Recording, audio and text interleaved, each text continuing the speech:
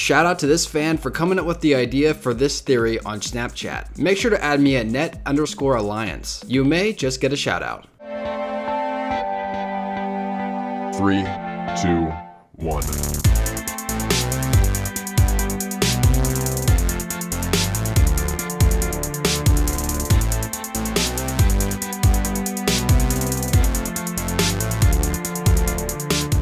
What's up, Net Soldiers? I am the Net Alliance, and today we're asked the question, what if Obi-Wan Kenobi captured General Grievous on Utapau in Revenge of the Sith? Now, before we dive into this, if you're a subscriber of mine and you feel like being awesome, make sure to join the notification squad by clicking the little bell button beneath this video. It'll turn on your notifications, so every time I upload a new video, you can get it first, which is a good thing because I will be replying to every single comment within the first 60 minutes of this video being uploaded. So, good luck. But without further ado, let's begin. So the scenario would go down like it does in the film. First, they would fight with their lightsabers, then Grievous would hop on his big wheel and get chased down by the big chicken lizard thing that Obi-Wan is riding, and then they'd eventually get to that platform with a bomber on it. Now, on that platform, both Kenobi and General Grievous would fight with the electrostaffs like they do in the film.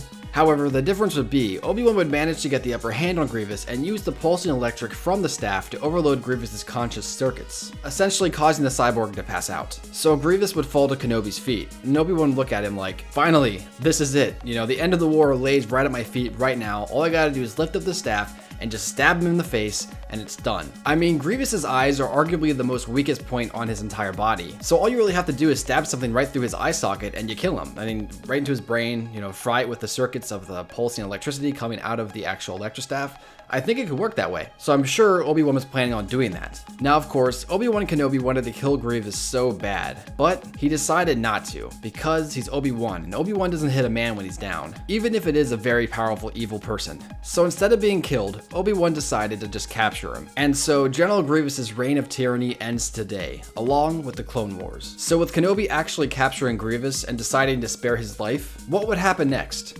Let's explore. Obi-Wan arrived at Commander Cody's location. He rode on his Varactyl, you know, the chicken lizard thing, and he was carrying Grievous behind him. Two standard clones assisted Kenobi in pulling the unconscious Grievous off the beast and placed him on a stretcher. Commander Cody handed Obi-Wan his lost lightsaber, and mentioned that the men recovered 2 of Grievous's blades as well. Obi-Wan informed the commander that he was going to make sure Grievous was properly restrained first, then he would come and join the battle. However, a few moments later, as Kenobi was finishing restraining Grievous, Commander Cody received a holo call.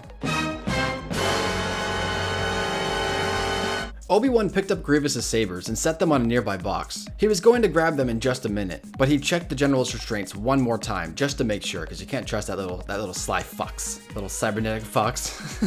Plus, Grievous was a very valuable prize. The Republic couldn't afford to let him escape again. It was then Obi-Wan heard a sound, like a blaster being prepped to kill. He turned quickly to see 2 clones pointing their blasters right at him. He peered behind them to see Cody looking right at him. "Fire," Cody said. Obi-Wan ignited his lightsaber just in time to deflect one of the clones' blasts, as the other one barely missed Obi-Wan's neck and impacted Grievous's restraint lock, breaking it. Kenobi didn't want to kill the clones, but it was clear something was wrong, and he had no choice. He cut the soldiers down and turned to face Cody. "Cody," he said, "what's going on?" The clone commander didn't answer. He only signaled to his men to charge the Jedi. Obi-Wan tried to run, but his exit was cut off. Then, a trooper with a stun blaster came up from behind him and shot him in the leg. Kenobi's leg became temporarily paralyzed, causing him to fall to his knees. Then, a clone walked to the Jedi's side and pointed the blaster at his head. There was nothing Obi-Wan could do. He had been stunned and surrounded by 4 dozen clone troops. And honestly, Obi-Wan didn't know what to think. He didn't even know what was happening. But he was bested and outnumbered. All he could do was sit there and prepare to be one with the Force.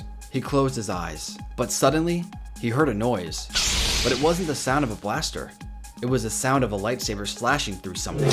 Obi-Wan opened his eyes to see the clone trooper's head fall to the ground, then the body right after it. Obi-Wan didn't realize what happened, but then he realized there was someone standing beside him. He looked to see his savior, and he couldn't believe his eyes. Standing before the Jedi Master, the one who saved him from certain death, it was Grievous. "Get up, Kenobi," the general commanded, wielding both a green and blue lightsaber. Obi-Wan stood to his feet, saber drawn. "Why did you save me?" Grievous stood in his battle-ready position. "I'm at war with the Republic, and seeing as your clones turned against you, I figured you are now too." Obi-Wan still had no idea what was going on, but Grievous was right. His clones had turned against him, and now it was him versus 50 plus clones. Alone, Kenobi would surely die, but with Grievous's help, they might just make it out alive. Now, to Grievous, his droids were clearly being defeated and he was surrounded by clones. So when he saw Obi-Wan get betrayed, he figured his easiest means of survival was to form a temporary truce with the Jedi Master. So together, Obi-Wan and Grievous, these two arch enemies, have been forced to fight together. Both swordsmen slowly work their way through the clones, making a beeline for Commander Cody. In Obi-Wan's mind, he plans on talking some sense into the clone commander, and perhaps having him call the troops off the assault. It took a few minutes to reach the commander, as Obi-Wan tackled Cody behind a massive boulder. "Call off your attack! That's an order!" Obi-Wan commanded. Cody pushed Kenobi away. "My orders come from the Supreme Chancellor himself. You've been labeled a traitor, and so you will die as one." Then, as Cody reached for his pistol, Grievous landed behind him, stabbing the commander in the back, killing him. "We don't have time for this, Kenobi. We must move."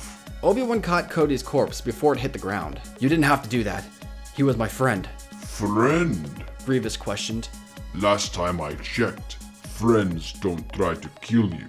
Although Obi-Wan didn't want to admit it, Grievous was right again. The Force was telling Kenobi that there were dark forces at work right now, even worse than Grievous. And if Cody was telling the truth, Palpatine may be the one pulling the strings. After some time, Obi-Wan and Grievous escaped the clutches of the clones, and Grievous led them to a hidden cave.